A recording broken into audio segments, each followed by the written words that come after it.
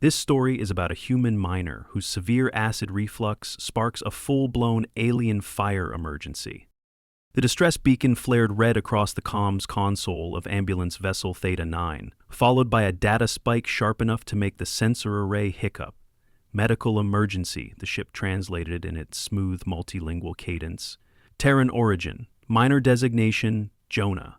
Status, critical. Location, subsector 34A, outpost Carden Ridge. Dr. Gorith blinked all four eyes in rapid succession. He'd seen Terran's hemorrhage, collapse from nitrogen narcosis, and once fall 2 stories into a ventilation shaft, all while grunting, "I'm good." But the vitals coming through on this one looked bad. Heart rate redlining, respiratory irregularities, and a chest pain metric flagged so aggressively it triggered an emergency level 7A protocol. "Dispatch me and Medic Fennel," Gorith barked. "Get the flame seal kit ready."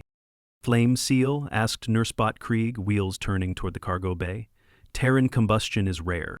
He's clutching his chest and shouting, "It burns, I think I'm dying," Gorith said while slapping on his sensor gloves. "That's code red in plasma venting species. We are not letting another Osseran containment breach happen." Theta 9 docked against the outpost with a hiss. The team marched out with urgency and foam cannons in tow, all sensors aimed toward room C12. The hallway lights flickered as the squad approached. Inside, a human lay writhing on the floor, soaked in sweat, gripping his ribcage like it held a live grenade. "It burns," Jonah groaned. "Oh God, it burns." "Flame inception in progress," Gorith shouted. "Seal the corridor, prepare suppressant." Before Jonah could blink, his world became foam. White, cold, and scented faintly of citrus. The floor disappeared beneath goo. 2 metallic arms pulled him up and started wrapping his torso in something that hissed and hardened. "Wait," he coughed. "What are you—" "No, Tums. I just need—" "Vitals unstable," Fennel reported. "No exterior burns. Initiating internal scan." A pod hummed to life, casting Jonah in blue light. He squinted, burped, and winced. Esophageal inflammation, acidity spike in upper stomach, no combustion, no plasma sacs, no flammable organs, Gorith muttered in disbelief. "This isn't a venting event. This is... What is this?" "I ate a whole jalapeno jet fuel supreme," Jonah wheezed, "with extra cheese, and I added ranch." Silence. Gorith's ears twitched. "You added what?" "Ranch." Even the automated foam system paused for a beat. "We are standing in 72 liters of suppressant foam for food indigestion?" Fennel asked, stunned. "Acid reflux," Jonah mumbled. "We've logged this as a Type 7 internal corrosion distress," Gorith muttered, shaking foam off his shoulder. "Case non-critical, prep for departure." Wait, Jonah said, still curled on his side. "You mind grabbing my pizza? I left the box in the kitchen." Gorith paused. "You want us to retrieve the cause of this attack?" "It's the last slice. It's sacred." They confiscated the pizza instead. Back aboard Theta 9, Jonah was stabilized and left under light observation with antacids and strict dietary recommendations, mainly, don't eat anything labeled jet fuel. The pizza was sealed in a Class 3 biohazard container and filed for later analysis under human gastrochemical anomalies. "Humans are chaos," Gorith grumbled later, watching the box on the shelf. "Perhaps we should taste the anomaly," suggested Nursebot Krieg. "Don't even think about it." That warning was, of course, ignored, because 12 hours later, with the lights dimmed and the crew off shift, Krieg rolled silently to the containment bay, snipped the seal, and pulled a fragment of crust no bigger than a toenail from the box. It twitched slightly.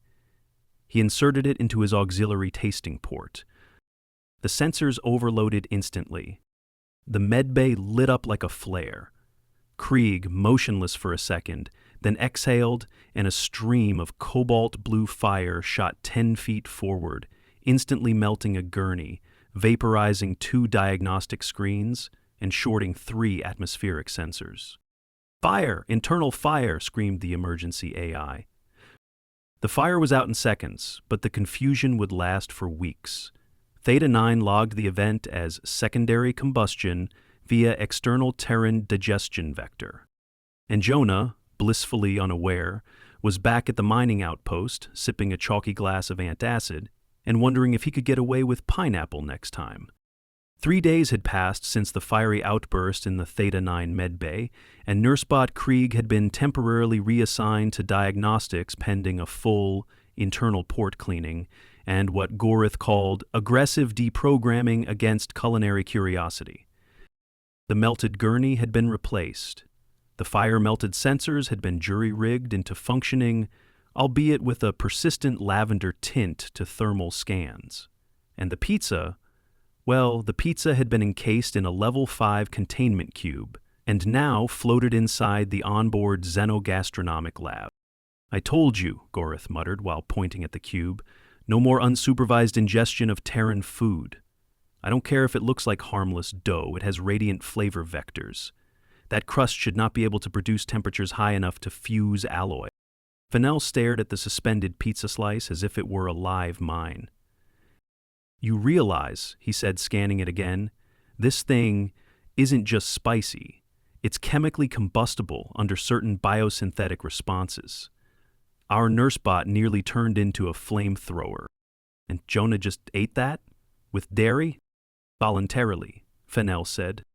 Neither of them spoke for a moment. The implications sat heavy. So, Gorith said finally, I think we need to talk to him again.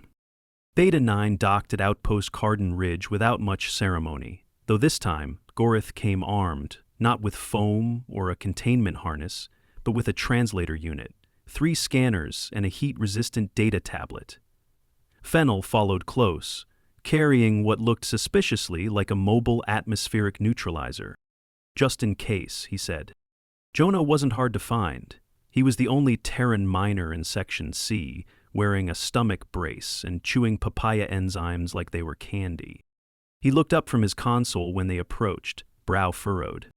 Oh, it's you guys. Look, I'm fine, really. Been on the bland food plan. Toast, rice, applesauce, boiled chicken. It's like eating beige sadness, but at least I'm not dying. We're not here for another rescue, Gorith assured him, though his eyes darted to Jonah's lunch tray like it might explode. We're here for clarification, about the pizza. Jonah blinked. You came all the way back to interrogate me over a pizza? Interrogate is a strong word, Fennell said. Let's call it forensic ingestion research. Jonah raised a brow. Here pizza nearly incinerated our nursebot. The brow stayed up, but his mouth twitched. You mean Krieg tried to eat it? Tried, succeeded. Then exhaled fire and disabled part of our medbay. Jonah leaned back.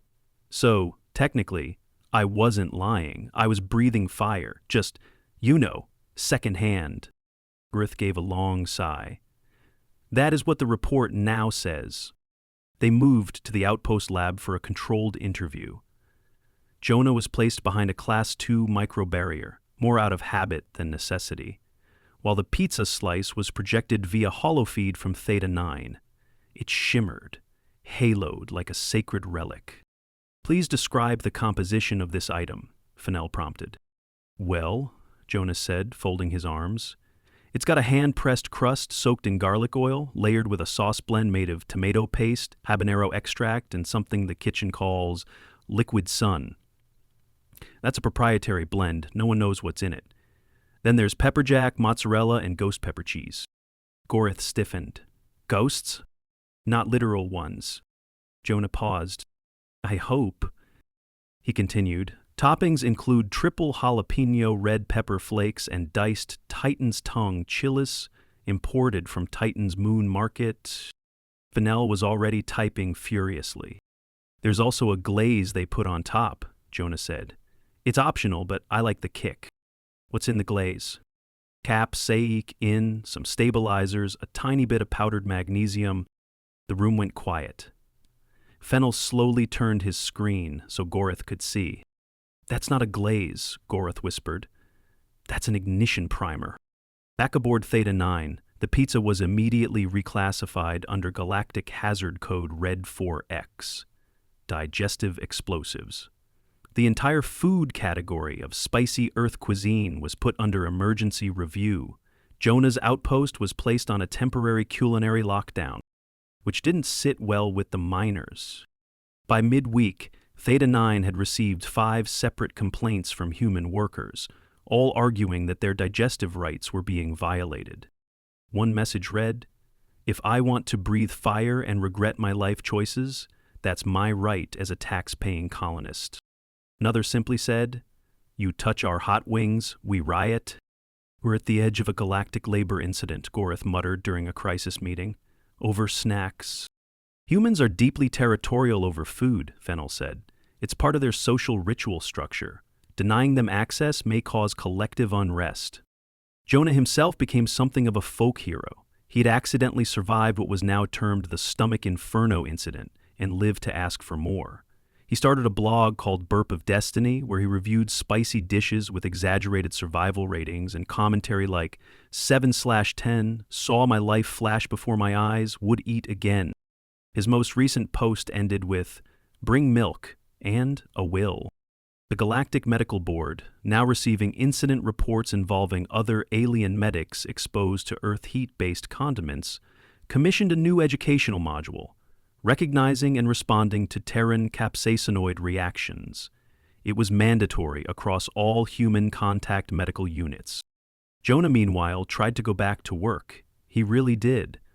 But it wasn't long before another call came through to Theta 9, this time from a panicked security officer, screaming about smoke pouring out of the cafeteria. By the time Goreth and his team arrived, the outpost cafeteria had been evacuated. A single, small container sat on a table in the center. Beside it, 2 ventilation fans wheezed. A greenish trail of fumes curled from the lid.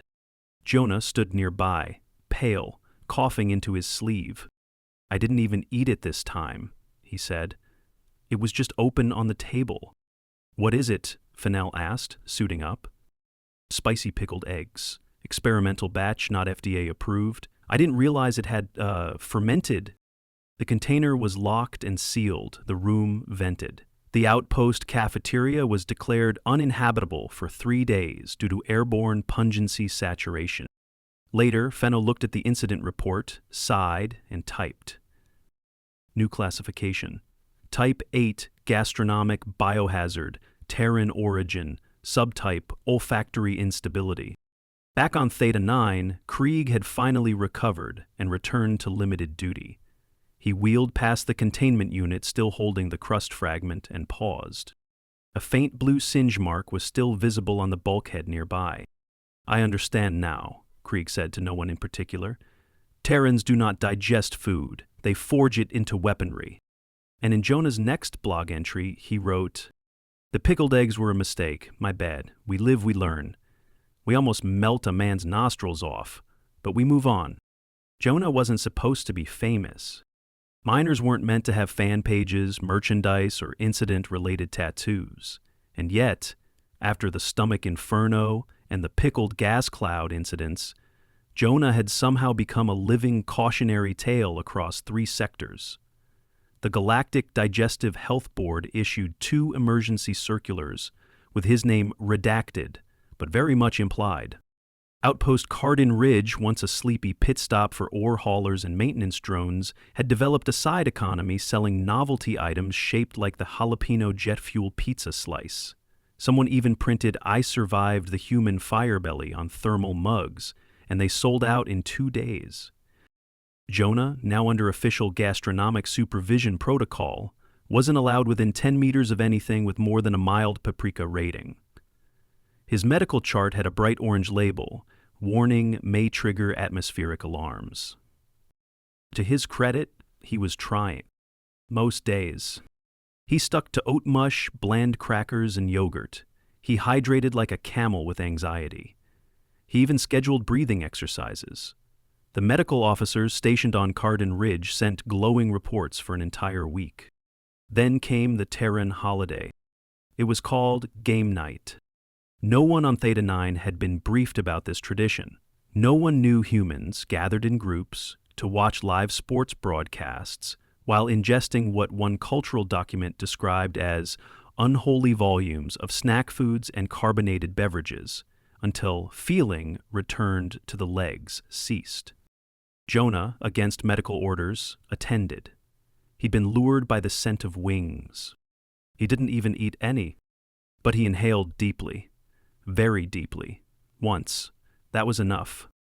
2 hours later, Gorith received another distress ping, this time not for Jonah, but for a fellow miner named Trell, who'd attempted to match a human in a chip-eating contest and passed out from the fumes. "I warned them," Jonah said afterward, sheepishly sipping water from a cup the size of his head. "Told them the orange powder was not a joke. If it burns going in your eyes, what do you think it does to your esophagus?" Gorith ran his hands down his face. "And yet, you stayed." "Tradition," Jonah said. "It's a bonding thing." "So is mutual injury, apparently," Fennel added, eyeing the footage from the party, which showed 3 aliens coughing violently while Jonah patted their backs, looking vaguely guilty. With official warnings now mounting, Theta 9 filed for an interspecies food liaison. A specialist was dispatched from the Galactic Culinary Board, an 8-limbed taste cartographer named Velrin, known for surviving a raw cinnamon challenge and once licking a solidified nerve fruit. She was confident, until she sniffed Jonah's leftover dry rub. She collapsed. It was during Velrin's recovery that Jonah was officially invited to testify before the GCDF Galactic Culinary Defense Forum about Turanian spice extremism and its socio-medical impact on galactic health personnel. Jonah said yes, mostly because the only other thing on his schedule was chewing bland gum and trying not to make eye contact with chili flakes. They transported him in a sealed vessel, under foam-locked containment with 6 temperature monitors. The forum was held in orbit around Kesserine Prime, where the air was filtered twice before hitting alien nostrils. He was escorted by 2 guards wearing scent-dampening suits and walked into a room filled with 47 different species, all seated behind gleaming consoles. Gorith was already there, seated beside Fennel, both looking like parents attending a trial for a child who accidentally lit a school gym on fire with hot sauce. Jonah cleared his throat into the translator mic. Hello." The silence that followed could have frozen vapor. "I'm Jonah," he continued, adjusting his collar. "I'm a miner. Sometimes I eat things that are, risky." Whispers fluttered like leaves. "I didn't mean to cause incidents, I swear. But you see, on Earth we have a saying, if it doesn't hurt, it isn't working." It's mostly a joke. Mostly. A reptilian creature clicked its fingers together. "You ingest known corrosive agents voluntarily? Only on weekends." Gorith groaned softly. A squid-like diplomat leaned forward. "Mr. Jonah, what is the purpose of such behavior?" "Well, it's partly tradition, partly boredom, and partly conquest. There's pride in surviving extreme spice. We bond over it, like how some folks climb cliffs without safety harnesses for fun. Humans have weird hobbies." A slow mutter circled the chamber, some of it disbelief, some of it genuine horror. Then Jonah added, "Also, it's delicious. I know that doesn't make sense to anyone here, but there's something beautiful about food that makes you cry." The chamber went quiet again. Lay beneath the thick sewer tunnel to unload the cargo. Then a tiny, soft-spoken being no bigger than a toaster floated forward and asked, "Would you be willing to share this flavor with the board in a controlled setting?" Jonah froze. "You want me to feed you?" Gorith stood instantly. "Objection. No, absolutely not. We barely contained the last incident." "We will take full precaution," the being said, tilting in the air. "For science." And just like that, it happened. Under strict supervision, in a neutral zone with sterilized utensils and triple redundant fire suppression systems, Jonah presented a mild sample of Earth spice culture. He chose a jalapeno cheddar puff. Half the chamber wore breathing masks. The other half had oxygen suppressors ready.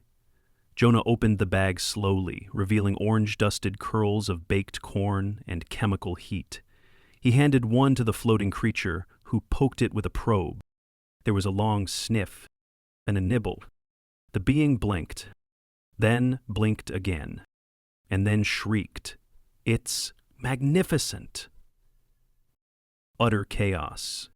9 attendees fled, 3 vomited holographically, 1 attempted to extinguish his own tongue, but a handful oddly stayed and asked for more. By the end of the forum, the GCDF had proposed a new classification, Type S, edibles, spicy, volatile, restricted to consent-only consumption. They also formed the first intergalactic spice testing committee. Jonah somehow was offered a position. "I'm not a diplomat," he said afterward, once safely back on Theta 9. "No," Gorrith replied, "but you are a very persuasive cautionary tale." That evening the crew shared a meal, each dish reviewed and carefully labeled. Jonah sat with a plate of plain rice, eyeing it suspiciously. "It's safe," Fennel said. I don't trust it," Jonah muttered. Krieg whirred past with a tray of cooling agents. "I downloaded 3 fire suppression apps since you boarded." "Thanks, buddy." And somewhere, floating in a sealed container in the back of Theta 9's lab, the original pizza slice remained untouched, humming faintly with heat, and now legally designated a galactic artifact. Theta 9 orbited quietly above A-Train Station, running routine diagnostics and preparing for its scheduled rotation back to Central Command. Gorrith leaned over his console, organizing the latest updates to the Galactic Food Risk Registry, specifically the new subsection titled Terran Gastrohazards. It now included 23 items, 4 of which had been personally consumed by Jonah. 1 had disintegrated a sterilized spoon during testing. Jonah's unexpected diplomatic role had snowballed into something bigger than anyone could have predicted. Though officially listed as a spice liaison, he was being pulled into food safety committees, culinary cross-species training modules, and one particularly baffling invitation to judge a cooking show hosted on a floating broadcast dome near Vrathek's cluster. He hadn't accepted that one. He wasn't convinced his stomach could handle a Rathexan lava eel broth, even in theory. "I just wanted to mine rocks," he muttered one afternoon, lounging in the Theta 9 medbay with a warm compress on his belly. "Now I'm doing palate diplomacy." "Paliplomacy," Fennel offered from the data console. "No, you should be proud," Gorrith added. "You've inspired a complete overhaul of medical containment policies around Terran meals." "That doesn't sound like a compliment." "It's the closest you'll get." Jonah chuckled, then winced as the motion triggered a mild twinge in his recovering stomach. It had been 2 weeks since his last incident. The pickled gas cloud had taken longer to clear out of the outpost's ventilation system than anticipated, and he was on strict nutritional lockdown until his esophagus lining had time to fully regenerate. Human digestive recovery wasn't fast. Not from capsaicin exposure at that level. He'd been scoped, scanned, and prescribed a chemical slurry so chalky it had to be stirred with a drill. But he was healing, slowly. And, in typical human fashion, he was already thinking about what to eat next. Krieg entered then, wheeling toward him with a sealed tray. "Lunch?" Jonah asked hopefully. The tray clicked open to reveal beige broth, soft rice, and what looked like a cube of gelatin so unappetizing it might have been punishment. "I hate this," he muttered. "It does not breathe fire," Krieg replied. "That's the problem." The day was quiet, too quiet. Gorrith half expected an alarm, an unexpected burp, a flaming spoon, or a rogue food packet exploding in microgravity. But nothing came. Jonah stayed resting, flicking through news feeds. Apparently his Burp of Destiny blog had gone viral outside the Terran network. Aliens from 14 species had begun their own culinary challenge series, with recorded reactions ranging from mild wheezing to one ambitious Zorax who exhaled a steam plume and then passed out mid-bite. Jonah wasn't sure whether to feel proud or horrified. Later that night, as the ship cruised past a glittering asteroid belt, a call came in.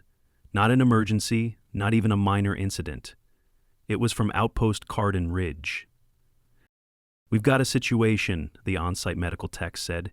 "It's not a fire, no injuries, but, well, Jonah's package arrived." Gorith's shoulders stiffened. What kind of package? The Terran variety. Jonah, overhearing, paled slightly. "Wait, did I— oh no. No. I forgot to cancel that subscription." Gorith glared. "What subscription?" "Artisanal sauces," Jonah muttered. "Small batch, extremely limited. I signed up before all this started."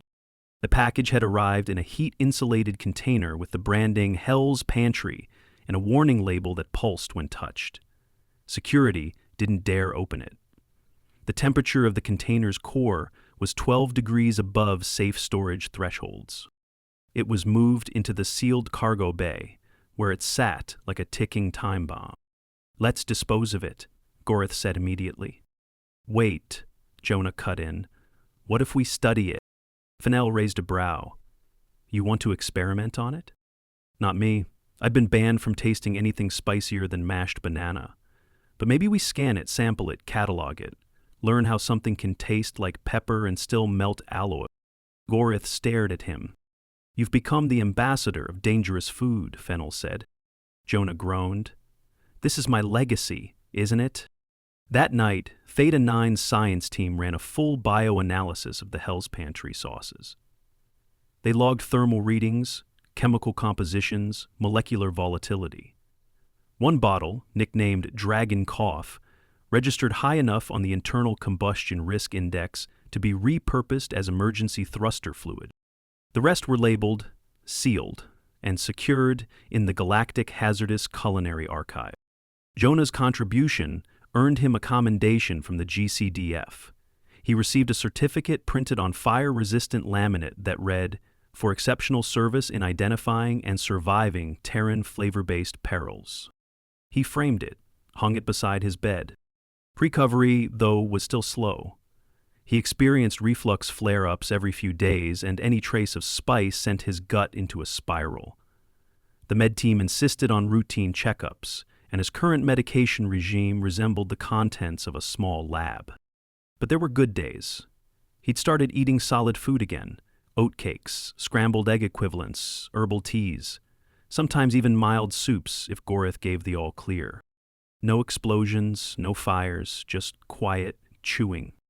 Weeks later, Jonah finally got clearance to return to limited mining duties. "Just keep it calm," Gorith warned, "and for the love of the stars, no snacking underground." Jonah raised his hand. "Can I at least chew gum?" "Unflavored only." He saluted and headed for the shuttle. As it powered up, Fennell called out, "If anything starts smoking, call before you try to swallow it." "I've learned my lesson," Jonah said, strapping in. "Twice." "3 times, Gorith corrected. He smiled sheepishly. "I blocked that one out." As Theta 9 drifted away from Carden Ridge for its next assignment, the crew collectively sighed in relief. The chaos, the fire suppression refills, the emergency heartburn drills, it was all behind them. Probably. Gorith entered the log. Case concluded. Human recovered. Digestive chaos stabilized. Pizza sample still volatile. Recommend no further human snack importation without advanced scanning. In the sealed back room, the original slice from the first incident still pulsed faintly in its containment unit, now upgraded with reinforced sensors and thermal dispersion panels. It would never be eaten. It had become legend, a cautionary relic. And somewhere, in a mining outpost cafe, a new special had been added to the menu. The Jonah Special, jalapeno jet fuel light. All the flavor, none of the fire. We think Jonah tried it eventually. It was fine, maybe even bland. But he smiled anyway, chewed slowly, and raised a brow. I could add a little heat. He didn't. Not that day, but one day. Eventually. After all, healing took time. But the love of dangerous food? That ran deep.